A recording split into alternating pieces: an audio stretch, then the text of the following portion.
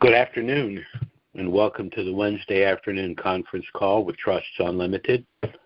This is Jim George speaking. I'm the non-attorney spokesman and facilitator for Trusts Unlimited, and I'd like to thank all of you for taking the time to listen to this call. Today is August 27th, 2025.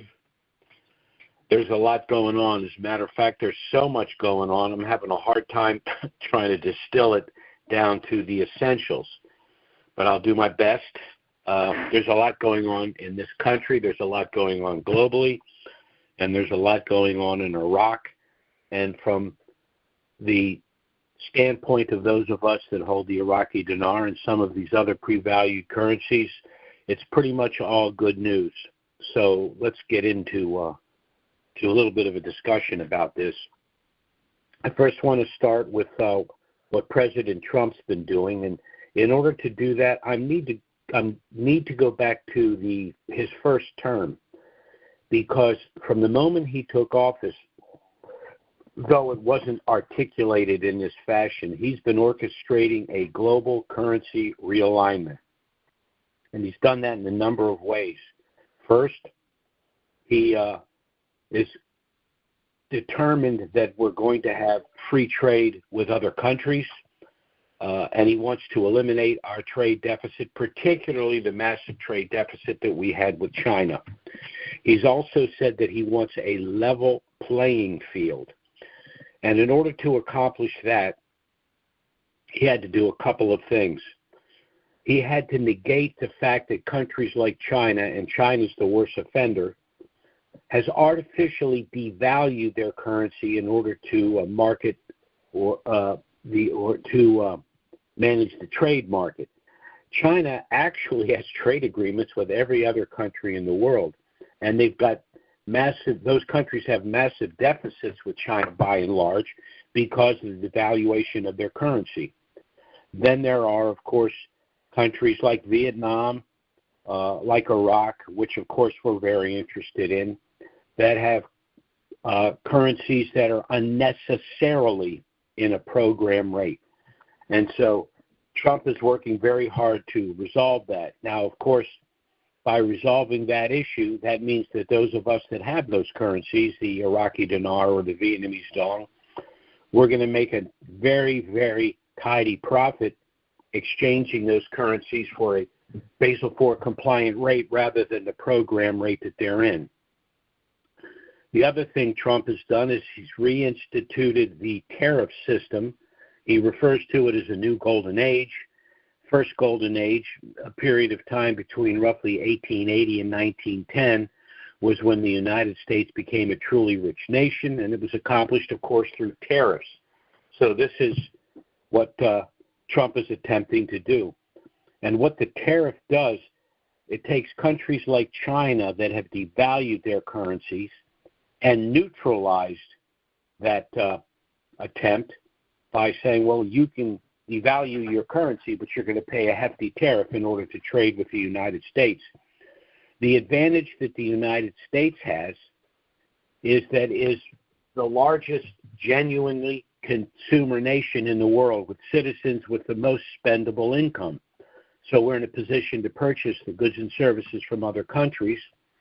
And China, of course, that essentially operates with a quasi-slave labor, has been able to devalue their currency, and that's been negated. So that's a very good news.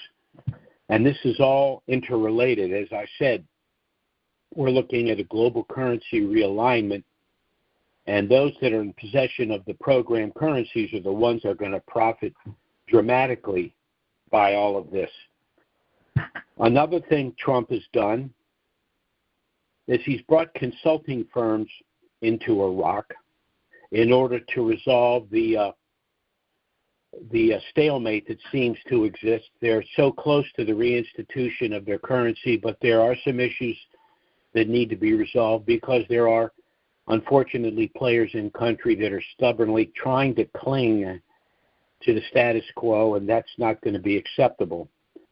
So Trump has brought in Oliver Wyman Group, K2, IMSO, which is the International Mobile Satellite Organization, and Halliburton.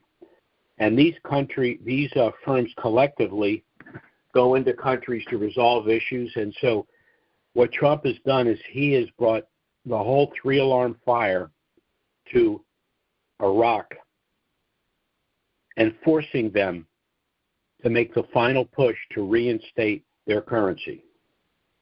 Then there's the Paris Club. Now, the Paris Club is a coalition of major creditor nations, including the United States, who have lent substantial amounts of money to countries in order to assist them with their development because they intend to profit substantially when those countries have resolved whatever their internal issues are. And the Paris Club is in a position to forgive 80% of Iraq's debt once they complete all of their reforms and they reinstitute their currency at 1-to-1. Now, why would they want to do something like that? Why would they want to be so generous? Well, for a very simple reason, that the countries that have lent substantial amounts of money to countries like Iraq, but particularly Iraq, also happen to hold substantial amounts of the provisional 3-0 Iraqi dinar, which are currently in a program rate. So by reinstituting the currency at 1-to-1, they're going to make a substantial profit, well over the amount of money that was lent to these countries. So this isn't a philanthropic offer. This is profit motive, and frankly, that's why we are in possession of the currency as well, profit motive. Now, the CBI of Iraq, which has been working with the U.S. Treasury, has reduced the circulation of their 3-0 provisional notes in country by 35%. They still have a ways to go, but that is substantial. If you go to the IMF website, you'll see that it states that Iraq is going through the final stages of their currency revaluation, adhering to the international standards and practices. So everything's gaining momentum in country, and this is why I think that we, in my opinion, will see a revaluation probably in October, but possibly even in September. The reason I say that is because in country, the month of September, Iraq, U.S. troops are going to be leaving. The government has taken, the CBI and the government of Iraq has taken substantial anti-corruption measures and, of course, established the digital banking system, which disallows Iran from any further pilfering. Iraq has more than sufficient gold and currency reserves to support the new valuation that's coming, and the increase in non-oil revenues, along with their affiliation with the Belt Road Project and Halliburton, means that Iraq is going to be able to make substantial profits not only from the sale of their oil, but from the sale of other products as well. So there's a lot of moving parts in this. That's why I've tried to just distill it down to the basics. I'll even distill it further. The catalyst for the reinstitution of the Iraqi dinar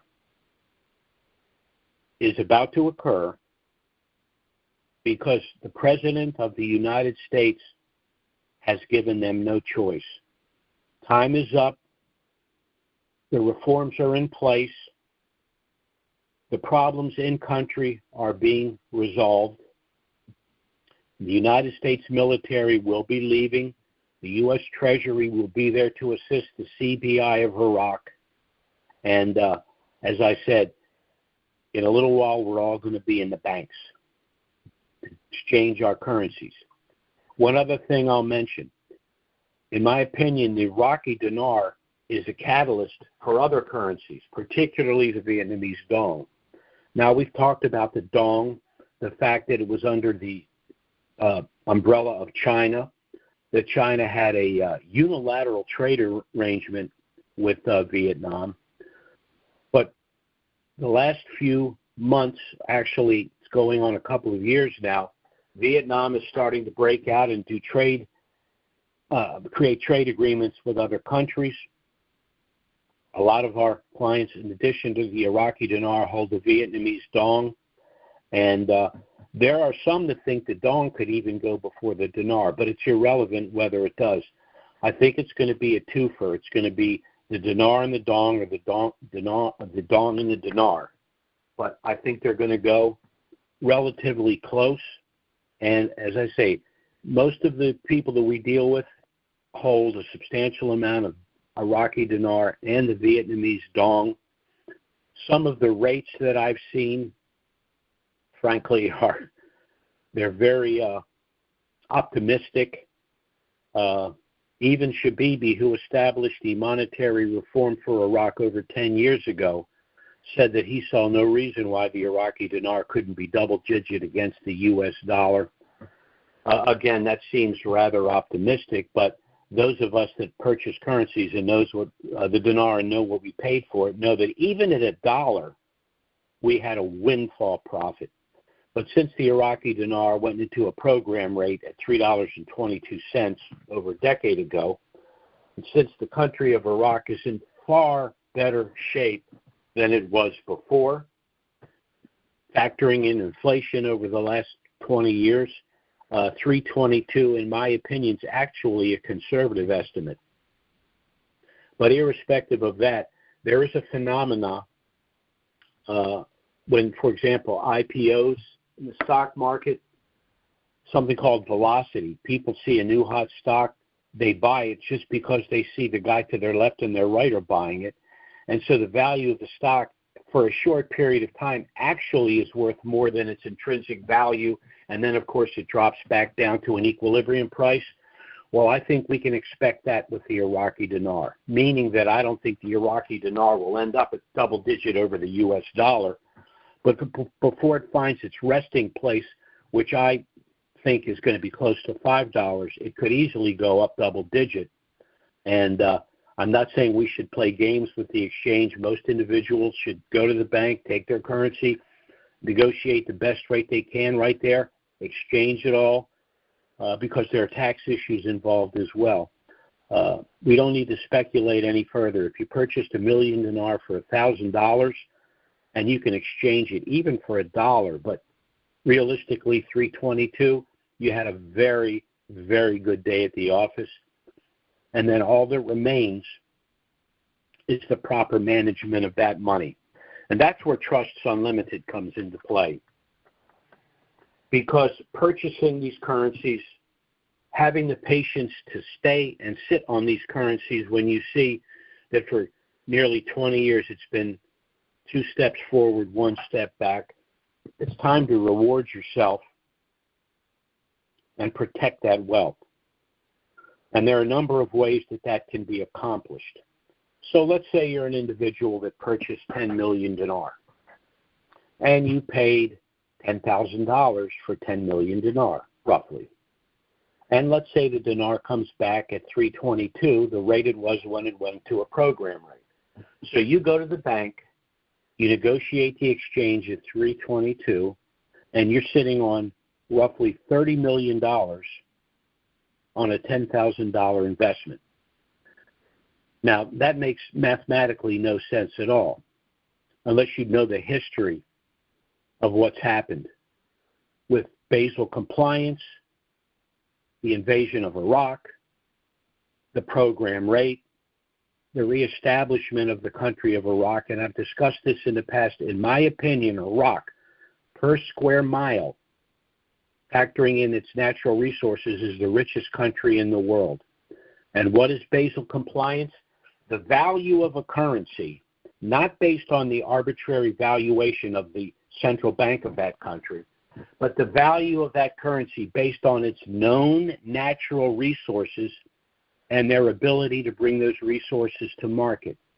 So we have a country that was cratered with a worthless currency, a country that over the last 20 years has been rebuilding itself, a country, again, that per square mile is the richest country in the world, which can now harvest all of those natural resources, and sell them globally. And that's how we turn $10,000 arguably into $30 million. Step 2 of this process. Now I have $30 million. I've never had that much money before. I have no idea how to manage this, how to protect this. And there are a number of things you can do. The single best thing you can do to protect wealth, particularly an overnight windfall such as this, would be to establish a self-settled asset protection trust package, which is the product that Trusts Unlimited has made available to our clients. Now, there are other entities that individuals can establish for a number of reasons. LLCs, sub-S corporations, family limited partnerships, but nothing will provide the benefits available through a self-settled asset protection trust package. Now, why do I refer to it as a self-settled package? Well, you could go to a bank and establish a similar trust, but here's the problem. The bank will be the trustee, meaning they'll manage the assets, and to the extent that you want to utilize those assets, you're going to have to go to the bank and essentially ask for permission. With a self-settled trust, you establish the trust package, and you select your own trustee, someone you know, someone that you trust. In addition, you can replace that person at any time for any reason. What this means is that you, at the end of the day, still have complete control of the assets, even though by naming another trustee, you've protected yourself. How have you protected yourself? Well, by establishing our trust, you have the following benefits. You've preserved your privacy and your anonymity.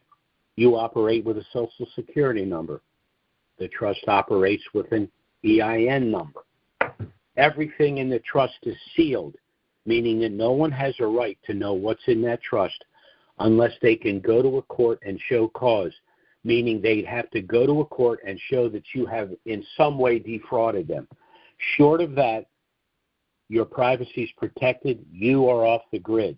You enjoy all of the benefits of the assets within that trust without the liability of owning that trust and exposing what's in that trust. Second, you're going to avoid IRS scrutiny. Why? You'll avoid personal scrutiny because all of the business activities occurring within the trust. Well, why is that important? Well, the IRS is notorious for their low-hanging fruit approach to assessing individuals' tax status. So the IRS will go after Joe Lunchbox, but they won't be going after a rather sophisticated trust package simply because they also know that the fact that you have such a sophisticated trust package means you also have sophisticated legal representation. So an audit is unlikely unless you've done something extremely egregious. The third reason you'd want to set up a trust such as this is if you plan on gifting currencies to family and friends. Many of our clients have expressed a sincere desire to gift currencies to family and friends. But a number of them said, I'd like to help these individuals out. I'd like to gift them currencies, but for any number of reasons, I just hesitate to give this individual a large lump sum of money. And I'm substantially older than these individuals, and so I won't be here to just gift to them and manage the money myself. Well, we've established something in our trust package called a gift subtrust. And it was written in such a way that you can gift pre-RV currencies to family and friends, avoid the federal gift tax by doing so, but still have control of the post-RV proceeds through this subtrust. So if you have individuals that are in poor health, individuals that are simply too young, they're minors to manage money, unfortunately individuals that may have drug or alcohol or other legal problems, rest assured that you have complete control of the post-RV proceeds to assist them with the management of that money. The fourth reason you'd want to establish this trust package is because it will allow you to avoid probate, which is full disclosure of your estate, the size of your estate, who your heirs are and how much they each stand to inherit, and the federal estate tax. So if the money's in trust, there will be no probate, there will be no public disclosure of your estate, and there will be no federal estate tax. The federal estate tax assessed on the transfer of the estate to the heirs out of trust can be as high as 55% of your entire estate, in excess of $12 million. So instead of leaving someone 45 cents on a dollar outside of a trust, you're going to be able to leave them 100 cents on a dollar within the trust. Not only that, no one will know what they received because, again, it's in trust. And the last benefit is preemptive asset protection. By placing your pre-RV currencies in trust, only the value of those currencies at the time of the transfer would ever be subject to any civil suit. And by placing each individual asset in the trust in a separate subtrust, you will limit potential losses. So let's say, again, you had 10 million dinar that you purchased for $10,000. You transfer the currency to the trust, pre-RV. You could be sued for $10,000 because that's all the asset was worth when you transferred it to the trust. Now the currency is revalued, and let's again say it's $1. You now have 10 million in trust. So you purchase a home, a couple of cars, boats, etc. Each asset you purchase goes into a separate sub-trust, meaning that if any of those assets ever got involved in civil litigation, it would only be that asset and the value of that asset, because the other assets are in separate sub-trusts, which under the law are separate legal entities not involved in the litigation in question. So while phase one is your ability to purchase some of these currencies and have the forethought, even though we always have waited a lot longer than we thought, having the forethought, saying, you know what, there's a profit to be made here. I just have to be a little patient. Now we're in phase two. Now that you've acquired this wealth, and you will acquire it shortly. And again, it's because the President of the United States is pounding the table. He wants this done. He wants this done soon. And he's fortunate to have the leverage to compel them to do what needs to be done. So now that you have this wealth, your job is to grow it and protect it. And the best way to start that, as a matter of fact, the only way to start that properly, is through the establishment of this trust package. Now, we're going to go to a Q&A in a minute. Before I do, I want to tell you how you can contact us to get this initial package. You can contact us by email or phone. We will send you our initial package. It does contain everything you need if you wish to proceed, but you're under no obligation to do so. There's a lot of information in there to review. You can review that information. Contact us if you have any questions. We'll be happy to assist you. If you decide to proceed with the establishment of your asset protection trust, everything you need is in the package. Once we receive your application and fee, we'll do everything we can to assist you should you have any questions. We are running a little longer than we usually have because we're getting close to the end here, and a lot of individuals that have contacted us in the past, some even years ago, have realized, you know what, I should have done this before, and I better get it done now because mercifully it looks like this long ride's just about over. We're going to be receiving our windfall profit, and we need to get all of this in place before we go to the bank to do the exchange. So let's go to the Q&A here for those of you that might have. And while I'm waiting for a caller, you can contact us either by email or phone. Our email address is Trusts with an S, Unlimited LLC at gmail.com. That's Trusts with an S, Unlimited LLC at gmail.com. And our phone service is 307-274-4122. That's 307-274-4122. Okay, our first caller here is area code 843. That's 843. Go ahead. Hello? 843? Jim? Yes. Hi, it's Larry calling from Myrtle Beach. Okay. I wondered, when the dinar does revalue, do you have to turn it all in at once? No, you don't have to. However, depending upon the timing of the revaluation, taxes on the gain have to be paid in a timely fashion. And Section 988E2 of the Internal Revenue Code says, if the profit that you would realize from the exchange exceeds $200, you must pay the tax.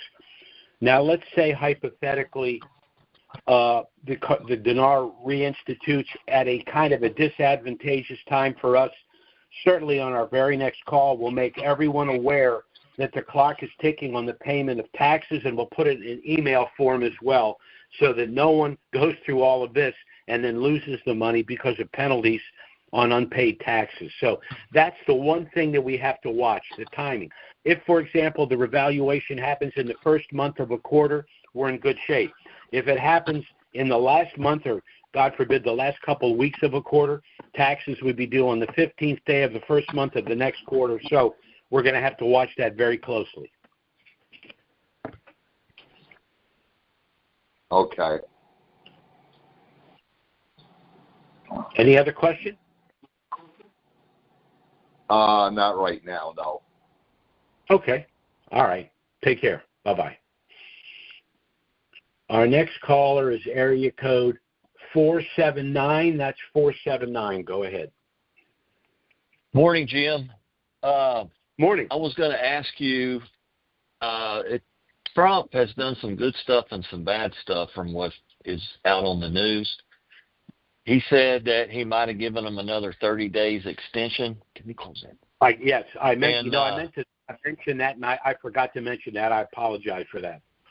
No problem. But he also supposedly is pulling the troops out, supposedly so he can show people how you should do it. And they're ahead of schedule. Do you know anything else on that? I think it was by September 15th the troops were going to be gone.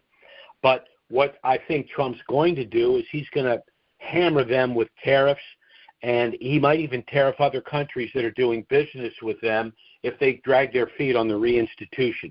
The United States military, and in terms of human life and in terms of actual cost, spent more than any other country to liberate Iraq, and it's time to pay the United States back, and Trump is not bashful about that at all. So I think he's got them on a glide path to the reinstitution, and he's got sufficient leverage to compel them to do what needs to be done. Okay. Well, I just wondered what your thoughts were on that. Yeah, I think Donald Trump is fair, but he's tough. And so his thing is I kept my end of the bargain, you're going to keep your end or else. And that's who we need, frankly. Yep, he likes deadlines, and so. Yeah, and he knows there's still some bad players in Iraq, some pro-Iranian officials and all of that. And so, he's just going to say those are the guys that are going to be in trouble, because if he has to utilize his leverage, whether it's tariffs or other things, it's the people dragging their feet that are going to be in trouble, not get reelected, and perhaps have other problems. So I think. Yes, sir, I agree. I think he's got a project and he wants this done. And from a political perspective, can you imagine how difficult it's going to be to campaign against the Republicans if this gets done, and the 4 trillion dinar that the Treasury has in reserve become more than half of our deficit. So, our debt, our entire debt. So, I think he's in a good position, and we're in a good position. All right. I'm ready to get it done like everybody else on the call. Hell and yes. Okay. Take care. All right. Well, Bye-bye. have a great day. Thanks for the call. You too. Sure. Bye-bye. Our next caller is area code 347. That's 347. Go ahead. Okay. Do you think this could go all the way? This could be did all the way up until next year or January? I was thinking about talking about that. I've talked to some other people, done a little reading. I have an absolute worst-case scenario, in my opinion. The worst-case scenario for me, in my opinion, is January of next year. So we're talking 3 months, basically. Okay, 3.5 months. Another thing is now Israel is scheduled to take over Gaza militarily or completely. Well, I think with the assault in Gaza City, I think in September and October. Now, will that delay the RV after the U.S. troops pull out of Iraq? I hope not, but unfortunately, to be completely candid about it, the Middle East it's just, dynamite, and so many things affect other situations.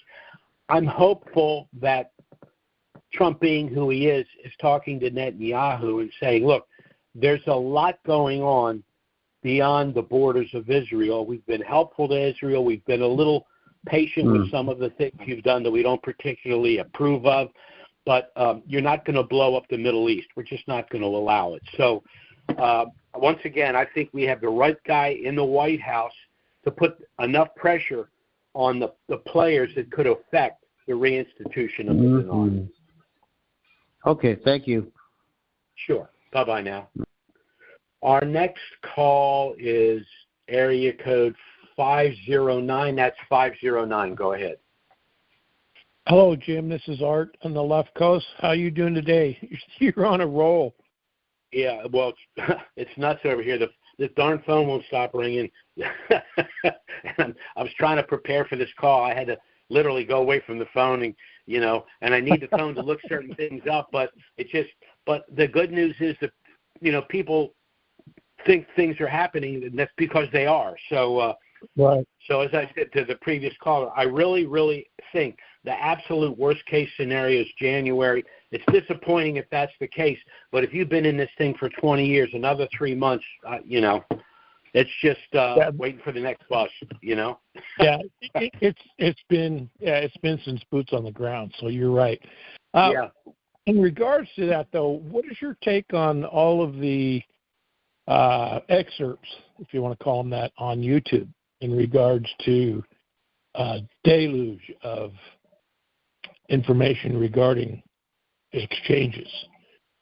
From anything on the exchanges, I take with a grain of salt.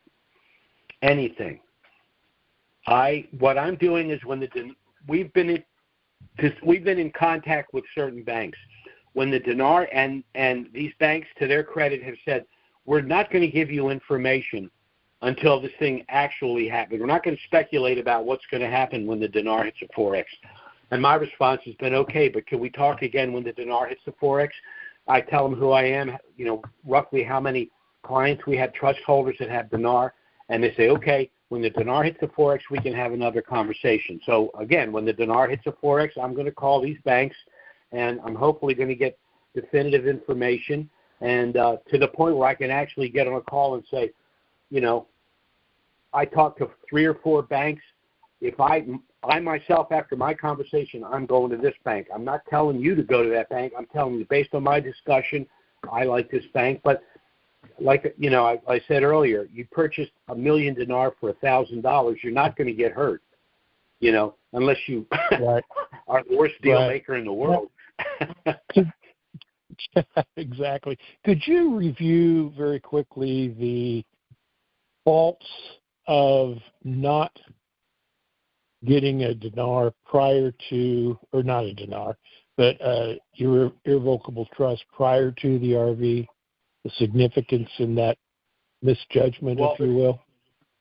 Well, very simply, by establishing the trust, you're going to be off the grid. You've assigned the currencies to the trust. The USD from the exchange goes into the trust, so you're off the grid. No one knows that you're the beneficiary. You don't own the currencies anymore. The trust does.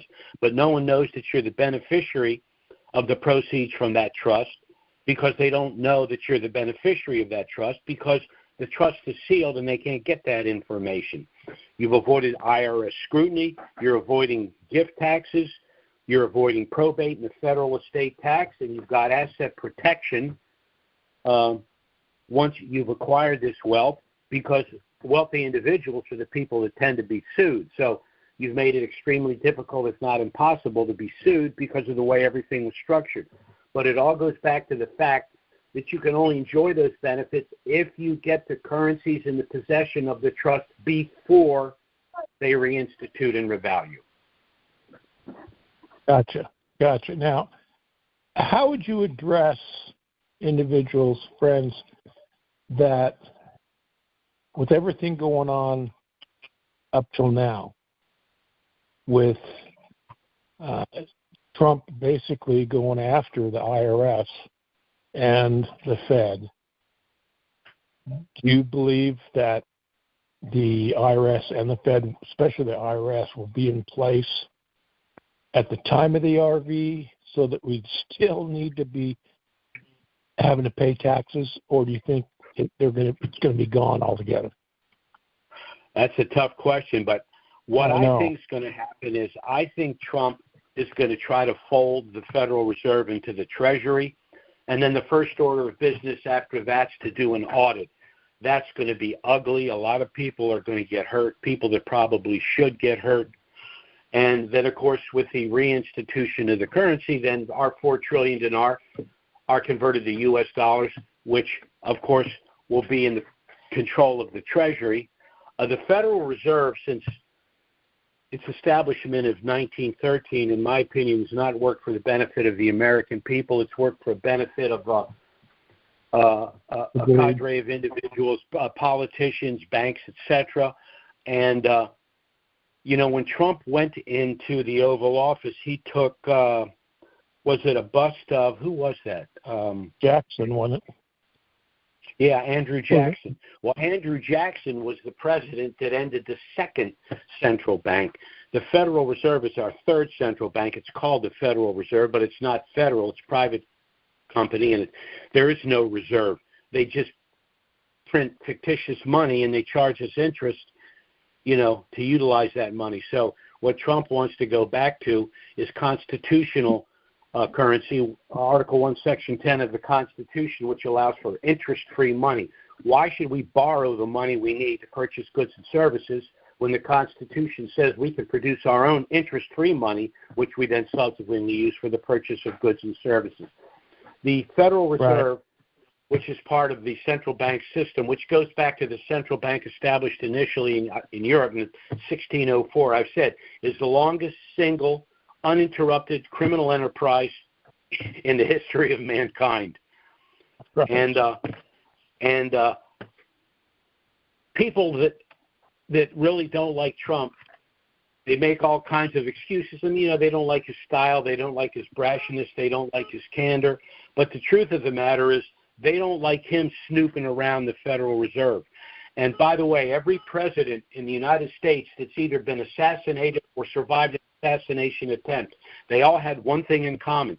They lived at different times. They were president at different times. They were of different parties, but they were all snooping around the central bank. And so that's where we are. So here we are in a situation where we're about to have a windfall profit from the exchange of a foreign currency at the same time that we have a president that's not only hammering to get that done, but he's about to audit the Federal Reserve, which affects the purchasing power of us as citizens. So we're living in, as the Chinese say, may you live in interesting times. And Trump's going to be president for another 3 years, and it's going to be very interesting because he's on a mission. And The other thing about Trump that's different this time, in my opinion, is the guy in, the next hitter is J.D. Vance. I like to describe him as Trump with manners. Right. Well said. It's the Democratic Party's in free fall, and they should be. I don't like to get political about this, but it is what it is. This is where we are. They're going to fight him every step of the way. If he turns left, they turn right, and vice versa. Right. They don't care. It's just an impulse. So it's going to be very, very interesting, particularly for us that have currencies, but just as an American citizen to see what's going on. It's like a show. You go to the theater every day, and there's a whole new scene and a whole new thing going on. Was it yesterday? I think it was yesterday, or maybe the day before. Trump did a 3.5-hour show and tell with the media about what was going on. He had all the cabinet in there. They explained everything. They're completely transparent. They're not hiding anything. There's none of that's going on. It's just refreshing. And I just think the people that don't like him, they're reduced to just personality, because they really can't argue with what he's doing unless, of course, they're hard left. So it is what it is. Yeah, TDS is live and well. In regards to the IRS, I think it's almost like bidding on an inside straight.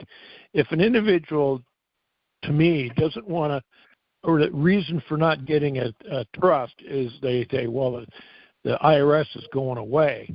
It may very well go away, but it's going to be well after the RV, and the IRS still will have the ability to be able to conduct audits just like they do now. And why run the chance?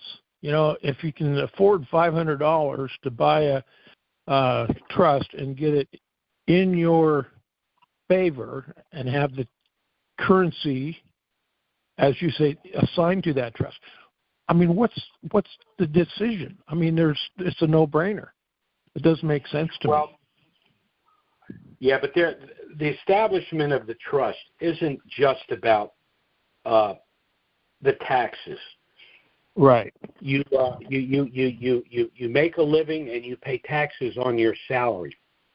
What's left, you invest. And you pay taxes on the gain from the investment. Or if you purchase items, then you're going to pay a sales tax on the purchase of the item. But all of that is dwarfed by the fact that over your entire lifetime, everything that you've purchased, saved, accumulated, and protected, you got to give more than half of that to the federal government in federal estate tax, which, of course, steals from your children and your grandchildren. What the trust does is it allows you to preserve 100 cents on the dollar. So whatever I've accumulated after taxes my entire life, I can give 100 cents on a dollar to my heirs. So aside from the asset protection and the privacy, that's just huge. As people get older, and a lot of denarians now, simply because we've been in this game so long, are older individuals. And they're going to be in a position not only to enjoy this windfall, but they're going to be able to, if they've got our trust, give all of it to their children and grandchildren. So that's an advantage. It's a post-mortem advantage, but a lot of people are very concerned for a number of reasons that they want all of that money to go to their children, not to the government, not to these NGOs, not to this foreign crap, none of that. I earned it, I saved it, and it's for me and my family. Exactly. Good news. Always good news, Jim. Thank you very kindly. Sure. You take right. care. Take care. For now. Bye-bye.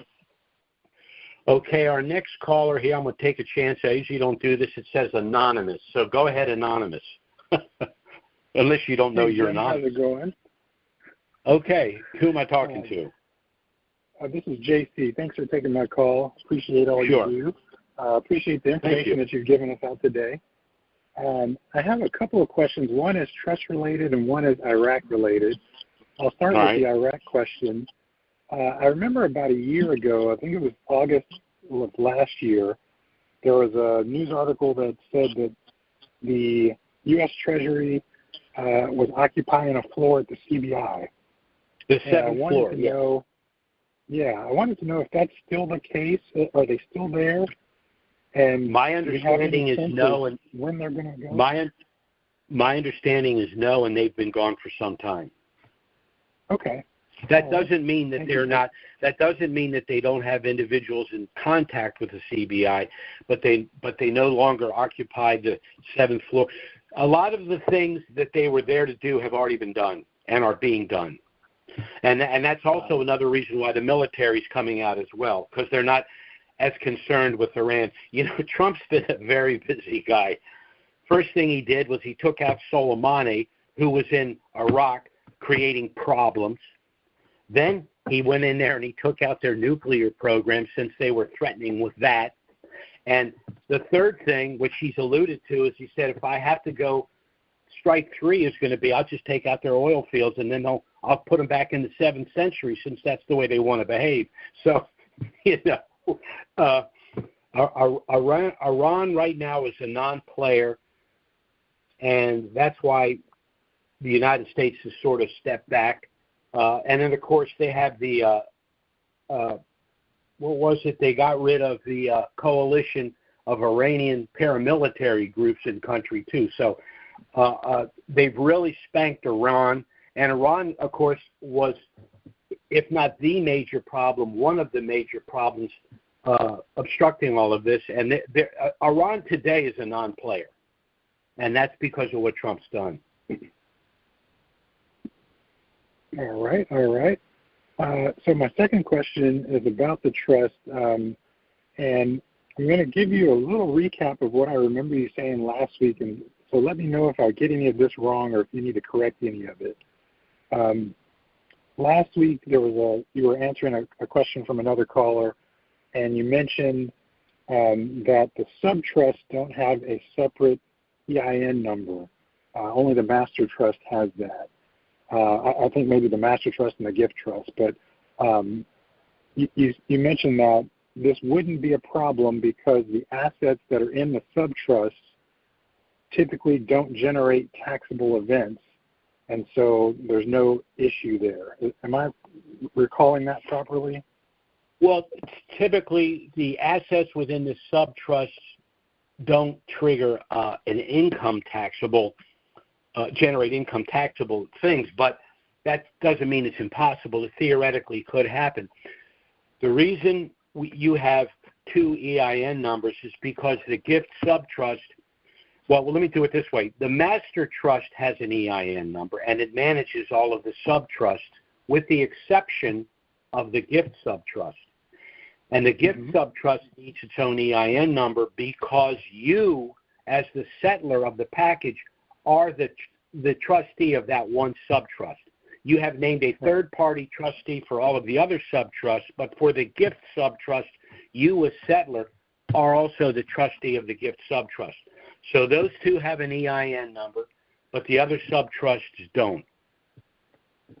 Okay. So what happens in the situation when a subtrust has an asset that does generate a taxable income or generate a taxable event?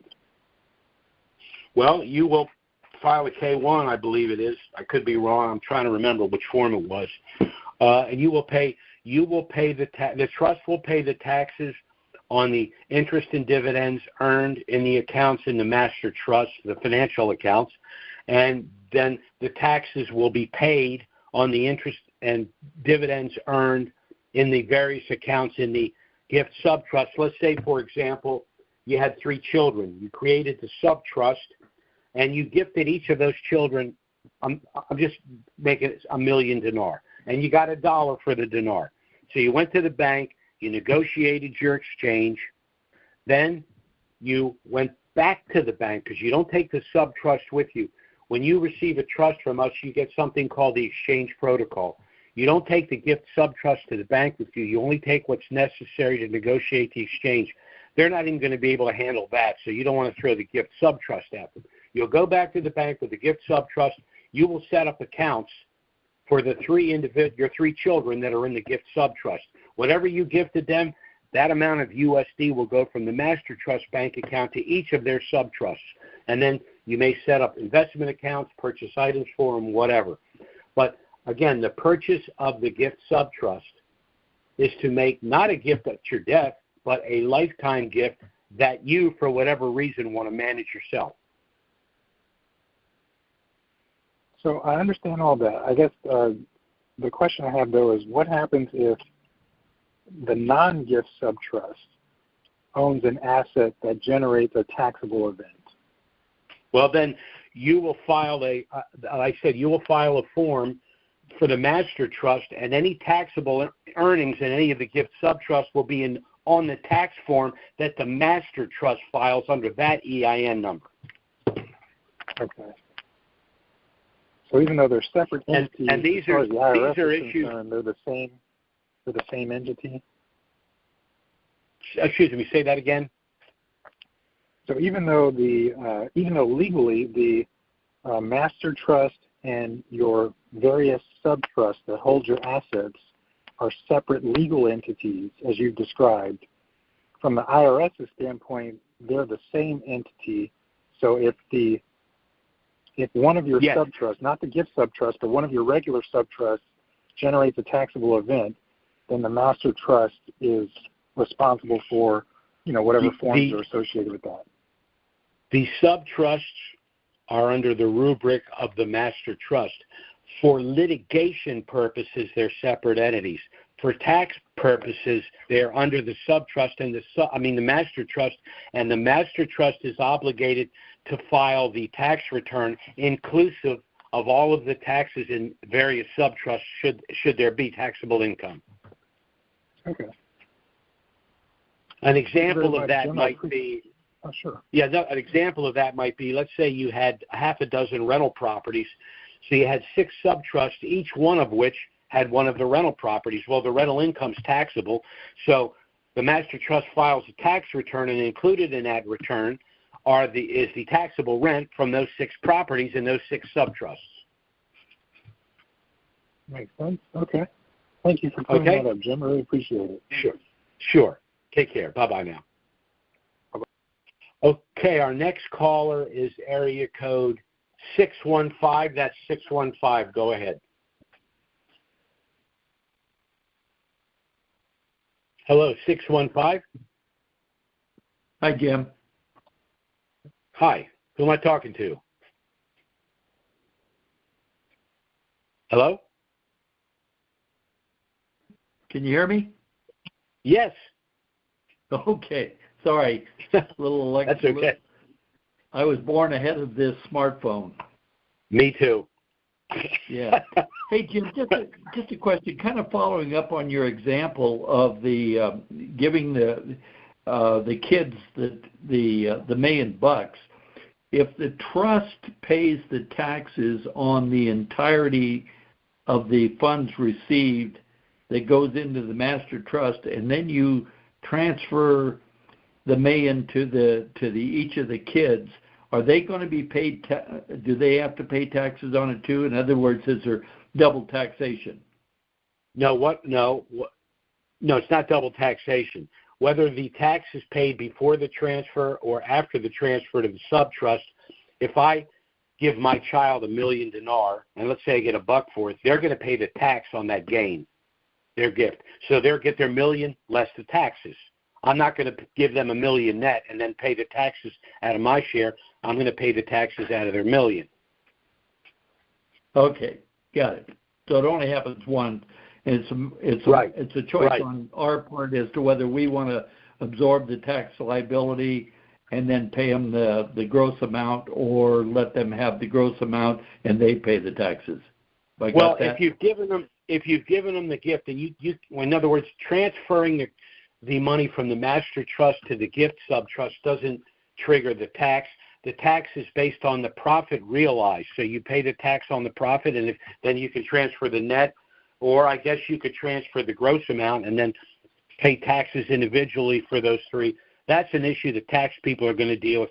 Post-RV, we'll have investment people, we'll have tax people that we'll be dealing with, and they'll be available to our clients as well. So, but a tax will have to be paid. How exactly that will be done, I'm not 100% sure, but everyone will pay their respective tax on whatever they receive. Understood. Okay. On your post RV, since COVID's kind of out of the way, at least, what's the plans? Are we going to try to get together, or are we going to do Zoom calls? No. We started to get Disney got a little weird with us, and they made it very, very complicated. It was because of COVID, but it made us realize, you know what, we don't need to do it that way. Well, we're probably gonna do something in house. We'll figure something out. But all of us hopping on a plane going to Disney, that's not going to be necessary. And to be honest with you, this thing has taken so much longer than people wanted. At this point, it's like I just want to move on. You know, I don't want to do any more of this, and I'm on that list too. So we haven't exactly decided how we're going to handle it, but it's not going to be anything grandiose. We're going to make the information available. We'll probably do a podcast, conference calls. We'll figure all that out the minute the dinar hits the 4X. You know, and there are people, their attitude is, well, we'll discuss that when it happens. With the underlying meaning for that is, I don't know if this thing's ever going to happen. But it's going to happen. It's going to happen, I think, sooner than a lot of people think at this point. As I said, my time frame, worst case scenario, is January of next year, and that's only 3 or 4 months away. But I'm thinking more in terms of weeks than months myself, and we'll figure out real quick how we're going to do this. Well, I would think I was not a political major in school, but I can't imagine this thing going beyond the election. If Sidani wants to get reelected. Yeah. No, not our election. Iraq's election. Sidani. Yeah. Well, you know, that's actually a very good point. Not only that, remember, he said it was going to get done. He said he swore on the law that it was going to get done. So if he's a devout Muslim, he's got a lot more problems than missing a drop dead date. You bet. He better have a travel card. He's actually made that. That promise. He swore to Allah. My point is, he's dealing with Allah. Yeah, that's right. And he's made that promise twice. The first one he didn't keep, and that was the end of the year. And then the second one is in the month of August. Yeah, I don't think he's going to get 3 strikes. I think 2 strikes and he's out. Yeah, you bet. You know, because remember, they're a parliamentary system. They can have a no confidence vote. So you make promises. They don't have to wait till the next election. If you don't keep your promises, they can pink slip you whenever they want. Oh yeah, I agree. No, I think it's just in my opinion, he's got to pull this off if he wants to get reelected. I agree. Okay. Thanks, Jim. All right. Sure. Take care. Bye-bye now. Okay, our next caller is area code. Let me see. What do I have here? 810. That's 810. Go ahead. Hi, Jim. Hi, this is Diane. How are you? Hi, Diane. How are you? I'm doing good. I just kind of want to, I guess, piggyback off of the last couple of guys that were talking in regards to the gift trust. Just want to make sure that I'm understanding this clearly. So once the money is put in the gift trust, then for me to allocate it to the children or grandchildren, whoever I'm going to give it to, then so if I put it in their account, not a trust, but if I put it in their account, then they have to pay the taxes on that. Is that correct or no? Well, whether the taxes are paid on the gross exchange or whether funds are transferred to individuals within the gift subtrust that they pay the tax, I'm not exactly sure how that's going to be done. We might have the option to do it either way. I kind of lean toward the master trust paying the taxes on the gross profit from the exchange and then transferring the net to the subtrust. Now, when you transfer money to the account in the subtrust, You are the trustee of that, which means you're going to be able to manage that money. You also are the custodian of the bank account established for that person within the trust. So you will have control of those proceeds. So if the taxes are to be paid after the transfer, you're going to be responsible for that. But if the taxes are paid on the gross amount before the transfer, you're responsible for that. So, and we need to pay taxes, and we need to pay them in a timely fashion, because IRS is going to wipe you out if you don't pay the tax. So that's one of the things we're going to be all over the moment the dinar hits the Forex, because you don't want to go through all of this and then, what's the penalty? 100% penalty? What's 100% penalty on 45? I think the tax is, was it 46.4% or something? Times 2, it's 92%. 92 cents on the dollar. You just wiped out. So we're not going to fool around with the taxes. As a matter of fact, I'd rather pay a tax, overpay and get a refund, than underpay and get hit with a penalty. Okay. So now you said about, transferring into their account. So I guess this is what I'm trying to find out. I would have to set up an account within the trust for them, or say since they had their own bank account? What you will do is you'll go to the bank, you'll negotiate your exchange, the USD will go into the master trust bank account that will be established that day at that bank. You don't even take the gift sub-trust with you. You don't confuse these people at all. The most important thing is that you negotiate the best rate you can with a minimum transaction fee, and that USD goes in there. You also, as part of the negotiation, don't want them to put a 21-day hold on your money. There's no need for that. They try to say, well, it's a lot of money. No, well, you got the currency, okay? You gave that to the Federal Reserve. They have the value for that. You do not want a 21-day hold on your money. You will go back to the bank a week or so later. Here's my gift sub-trust. Here are my 3 children. I want to set up bank accounts for these children, and I want to transfer X amount of dollars to each of those accounts. Now, I haven't really sat down with our tax people to discuss this issue. That's my fault. Should the taxes be paid on the gross amount, or should the taxes be withheld until we transfer it to the children and they pay their taxes individually? I lean toward myself paying the tax up front and transfer the net to the children, but that's something I'm going to have to look into right after this call. Okay. All Well, right. that was my question. Okay, thank you so much. Sure. All right. Take care. Bye-bye now. Mm-hmm. Bye-bye. Okay, our next caller is area code 443. That's 443. Go ahead. Hi, Jim. It's Gina from Maryland.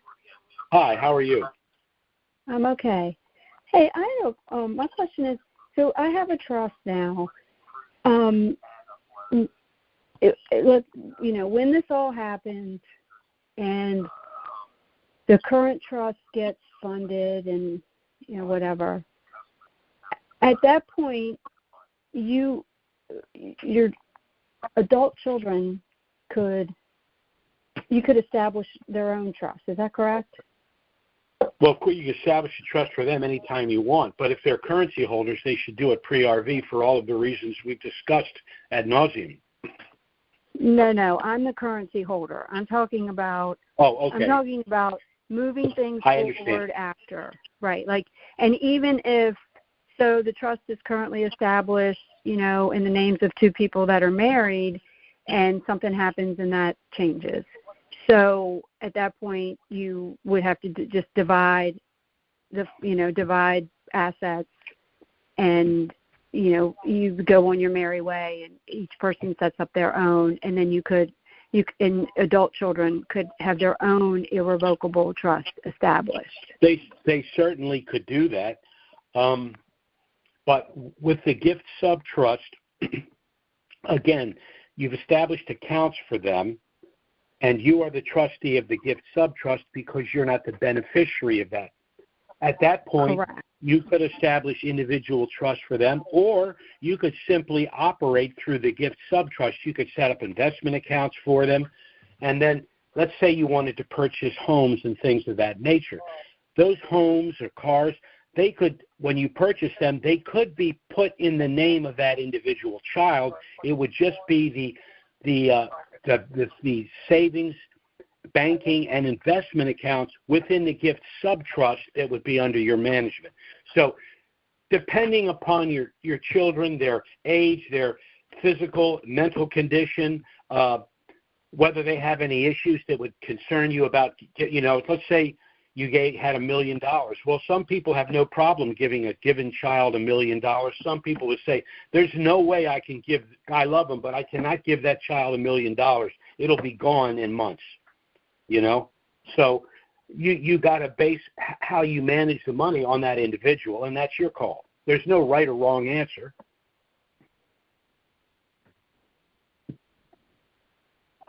Yeah, Jim. You know what? I'm sorry. I'm dealing with a work issue. I'll have to bring this up again next week. Yeah. I'm sorry. What? Hold on. Let me. I thought I heard something back. Just a second. Let me write down your phone number, real quick. Okay. And then I'll give you a call after our call. Not now, but a little later today. All right. That's fine. It's not a crisis. Yeah, but it's you got my number. Got it. Yeah. It's in the. Yeah. Got it. Yes. Right. Yes. Thank you so much. As always, I Sure. appreciate you more than you even know. Take care. Well, thanks very much. Bye-bye now. Bye-bye. Well, I'm ending on a good note here. That was our last call for today. I'd like to thank all of you for taking the time to listen to this call. It's all good news today. Momentum's on our side. We're rounding the final turn, in my opinion, and God willing, this thing will be over fairly quickly. For those of you that have not as yet contacted us to get our initial no-obligation package, I strongly suggest you do so. If for no other reason than to read the information in the package, you will learn a lot. You can contact us by email or phone. Our email address is trusts with an S, unlimited LLC @gmail.com. And our phone service is 307-274-4122. That's 307-274-4122. Contact us by email or phone. We'll get our trust package out to you as soon as possible. If you have any questions, you'll have my direct line. You can call me. I'll be happy to help you in every way. Things are really, really looking good. And we'll be discussing in the near future some much more interesting things when we all have a chunk of money to work with and investigate all of our options for the future. Our next call is scheduled for next Wednesday. Certainly, if something of a dramatic nature were to happen between now and then, we'll try to schedule an emergency conference call. Failing that, though, we will be back next Wednesday, noon Eastern, 9 a.m. Pacific. Thanks for listening, everyone. Have a great week. God bless.